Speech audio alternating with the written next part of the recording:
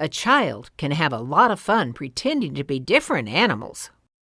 For example, you can say, "Let's pretend you're a bird. What does a bird do?"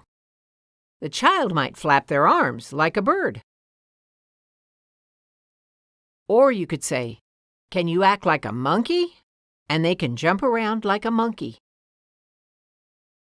You can do this with any animal they may know about. This activity helps the child learn about the different behaviors of animals.